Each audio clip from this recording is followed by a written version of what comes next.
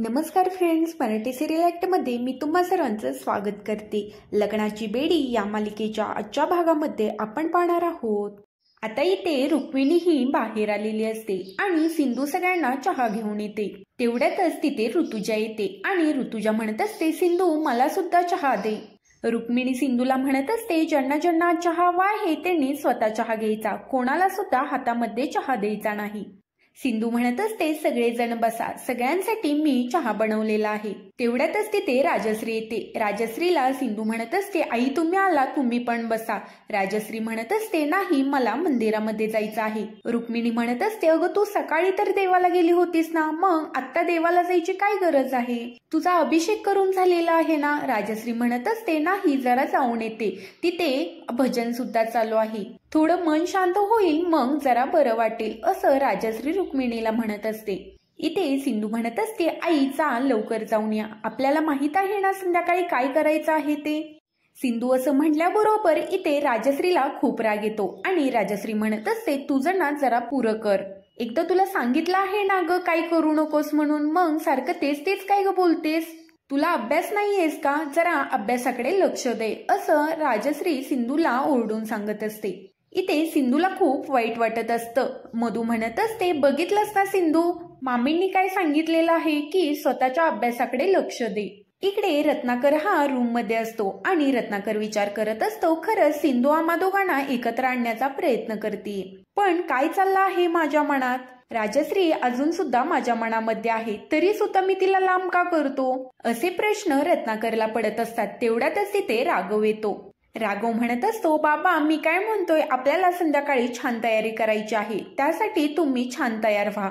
इथे रत्नाकर हा राघवला काहीच बोलत नाही, तर इकडे आता सिंधू ही बाहेर आलेली असते। सिंधू रुक्मिणीला म्हणत असते, आई अजून आल्या का नाहीत? रुक्मिणी म्हणत असते, आपण उगाचच तिला बाहेर पाठवलं। रुक्मिणी म्हणू लागते, सिंधू तू एक काम कर, तू राजश्रीला फोन कर। आता इथे सिंधू ही राजश्रीला फोन करू लागते, पण राजश्री काही फोन रिसीव्ह करत नसते। इकडे रुक्मिणीला सुद्धा आणि सिंधूला दोघींना सुद्धा खूप टेन्शन येतं। रुक्मिणी म्हणत असते, बघितलंस ना का गेली ही बाहेर, मला काही समजतच नाहीये।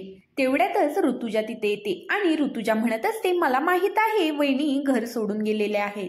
इथे रुक्मिणीला खूप राग येत असतो आणि ती ऋतुजाचं तोंड बंद करायला बघत असते, पण ऋतुजा कसली तोंड बंद करतीये? ऋतुजा म्हणत असते की मला माहित आहे त्या घरच सोडून गेलेले आहेत, कारण जाताना त्यांचं ट्युनिंग आणि बोलणं हे खूप वेगळं होतं। मधू म्हणत असते, काकू म्हणत आहे तेच बरोबर आहे। सिंधूला इथे राग येतो आणि सिंधू मधूला म्हणत असते, तुम्हाला जे वाटते ना तसं काहीच झालेलं नाहीये, आई फक्त देवळामध्ये गेलेल्या आहेत आणि त्या घरी येतील। मधू म्हणत असते, मग आम्ही जे सांगतोय ते खोटं आहे का? मामी घरी आल्या नाहीत म्हणजे काहीतरी घडलं असेल, नाहीतर ते केव्हाच घरी आल्या असत्या। इथे ऋतुजा म्हणत असते, बापरे, वहिनींनी काही जीवाचं बरं वाईट तरी केलं नसेल ना, आत्महत्या वगैरे। आता इथे रुक्मिणी बरोबर सिंधूलाही खूप राग आलेला असतो। रुक्मिणी आता म्हणत असते की वाटेल ते बोलू नकोस। ऋतुजा म्हणत असते, माझं काही चुकलं, जे आहे तेच मी बोलले, पण इथे ऋतुजाचं बोलणं हे सिंधूला पटत नसतं। सिंधू म्हणत असते की त्या तशा काही सुद्धा करणार नाही, त्या लवकरच घरी येतील। सिंधू रुक्मिणीला म्हणत असते, काकू मी जरा बाहेर जाते आणि आईंना शोधून येते। रुक्मिणी म्हणत असते, नाही सिंधू तू कुठेही जाणार नाहीस, ऑलरेडी तू आत्ताशी आजारातून उठलीस, तू बाहेर गेली आणि तुला काही झालं तर? नाही, तू कुठे सुद्धा जाणार नाही, आपण एक काम करूया, आपण घरातच थांबूया आणि तिचा शोध घेऊयात। रुक्मिणी आता सिंधूला कुठेही पाठवत नाही आणि सिंधूची ती खूप काळजी करत असते। मधूला इथे खूप राग येत असतो, कारण रुक्मिणी ही सिंधूची खूप काळजी करत असते। इकडे ऋतुजाने हे सगळं मुद्दामून घडवून आणलेलं असतं।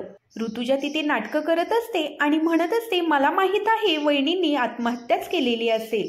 रुक्मिणी म्हणत असते, तुला आज ह्या घरामध्ये राहायला भेटला आहे ना, मग राहा ना, उगाच कशाला नाटकं करतेयस? तोंड बंद कर आणि गुपचूपपणे येते राहा, असं देखील आता रुक्मिणी ही ऋतुजाला सांगत असते। इथे रत्नाकर आता बाहेर आलेला असतो। रत्नाकर म्हणत असतो, काय झालं आहे? सिंधू म्हणत असते, आई सकाळपासून बाहेर गेलेल्या आहेत आणि त्या अजून सुद्धा घरामध्ये आलेल्या नाहीयेत। ऋतुजा म्हणत असते, हो हो मला माहित आहे वहिनी कुठे गेलेल्या आहेत ते। वहिनी आहेत ना, त्या सगळ्या कार्यक्रमाला वैतागलेल्या आहेत, त्यांना अॅनिव्हर्सरी वगैरे काही सुद्धा नको आहे। त्यामुळे त्या जीव द्यायला गेलेल्या आहेत. हे ज्या वेळेला रत्नाकरच्या कानी पडतं त्यावेळेला रत्नाकरला खूपच राग येतो. रत्नाकर आता राजश्रीला फोन करत असतो, पण राजश्री फोन रिसीव्ह करत नसते. इथे सिंधू विचार करत असते की बाबा अजून सुद्धा आईंना फोन करतायत म्हटल्यावर बाबांच्या मनात आईंविषयी प्रेम आहे, म्हणजे माझी आयडिया ही वर्क होणार आहे, मलाच काहीतरी करावं लागेल. इथे रत्नाकरला सुद्धा राजश्रीची खूपच काळजी वाटत असते आणि तो म्हणत असतो, पण राजश्री अशी कशी काय बाहेर गेली आणि ती तिच्या जीवाचं बरं वाईट करणार नाही, ती येईलच लवकर घरी, कारण तेवढं राजश्रीला मी ओळखतो, असं देखील रत्नाकर हा सिंधूला म्हणू लागतो. सिंधू म्हणत असते, खरंच ना बाबा आई येतील परत, मला सुद्धा आईंची खूप काळजी वाटते.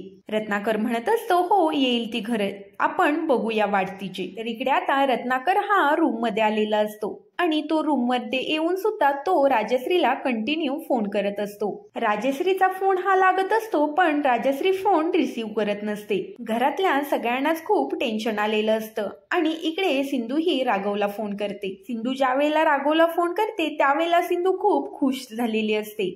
सिंधू म्हणत असते, तुम्हाला माहित आहे का आपल्या प्लॅननुसार सगळं काही चाललेलं आहे. बाबांना आईबद्दल खूप काही वाटतं पण ते दाखवून देत नाही. तुम्हाला माहित आहे का आपला प्लॅन हा वर्क होतोय. इथे सिंधू ही आनंदात राघवला सांगत असते. राघव म्हणत असतो, सिंधू आई खरंच खूप मोठं टेन्शनचं काम झालेलं आहे.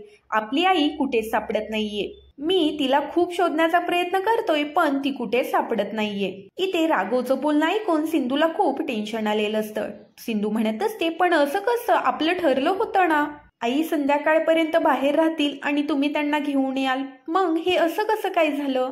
राघव सिंधूला म्हणत असतो, सिंधू तू पॅनिक होऊ नकोस, मी आहे ना, मी काहीतरी करतो. सिंधू म्हणत असते, तुम्ही काहीही करा पण आईंना लवकरात लवकर घरी घेऊन या, आपल्याला संध्याकाळचं प्लॅनिंग करायचं आहे. सिंधू आता म्हणू लागते की ऋतुजा काकू अशा म्हणत होत्या की आईंनी काहीतरी जीवाचं बरं वाईट करून घेतलं तर. राघव म्हणत असतो, नाही नाही आई असं काहीच करणार नाही, आईवर माझा पूर्ण विश्वास आहे. असं म्हणून तो आता फोन ठेवून देतो. तर इकडे आता रत्नाकर म्हणत असतो, ह्या राजश्रीचा फोन लागतोय पण ती रिसीव्ह का करत नाहीये, ती कोणत्या संकटात तरी नसेल ना, असा प्रश्न आता रत्नाकरला पडलेला असतो. त्यामुळे तो कंटिन्यू राजश्रीला फोन करत असतो. राजश्री आता तरीही फोन रिसीव्ह करत नसते. त्यामुळे रत्नाकरचं टेन्शन इथे खूपच वाढलेलं असतं. तर इकडे आता ऋतुजा आणि रेश्मा ह्या सिंधूकडे बघत असतात आणि सिंधू सुद्धा कंटिन्यू राजश्रीला फोन करत असते. आता ह्या दोघी सुद्धा बाहेर पडायला निघालेल्या असतात. तेवढ्यातच ऋतुजा मुद्दाम सिंधूला टोमणा देते. ऋतुजा म्हणत असते, काय ग तुझी अजून सासू आलेली दिसत नाहीये. सिंधू म्हणत असते की नाही आल्या त्या घरी. रेश्मा सुद्धा आता ऋतुजाच्या बरोबरीला सिंधूला टोमणे मारत असते. सिंधूला आता इथे सहन होत नाही आणि ती सुद्धा आता त्यांना सडेतोड उत्तर देते आणि म्हणत असते, झालं आहे का तुमचं, बोलून झालं असेल तर इथून निघा, नाहीतर उगाचच काहीतरी बोलत बसू नका, असं देखील सिंधू आता ऋतुजा आणि रेश्माला म्हणत असते. सिंधू ज्या वेळेला आता फोन लावते त्यावेळेला सिंधूच्या लक्षात येतं की व्हायब्रेटचा आवाज इथूनच कुठून तरी येतोय. त्यावेळेला सिंधूच्या लक्षात येतं की हा तर मोबाईल इथेच वाजतोय, म्हणजे ऋतुजानेच काहीतरी कांड केलेला आहे.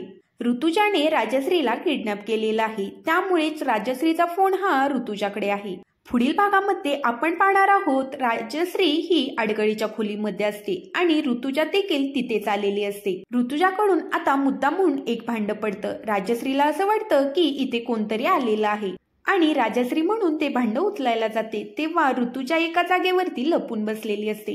आता ऋतुजा ही राजश्रीवरती बेशुद्ध होण्याचा स्प्रे मारते आणि ज्या वेळेला ती राजश्रीच्या तोंडावर येतो त्यावेळेला राजश्री बेशुद्ध होऊन तिथेच खाली पडते. खरं तर हे सगळं ऋतुजाने मुद्दाम घडवून आणलेलं असतं. राजश्रीचा मोबाईल हा ऋतुजाकडे असतो आणि आता सिंधू ही ऋतुजाची चोरी पकडते आणि ऋतुजाला म्हणत असते, आईंचा मोबाईल तुमच्याकडे काय करतोय. असेच मालिकेंचे अपडेट जाणून घ्यायचे असेल तर चॅनेलला सबस्क्राईब करा.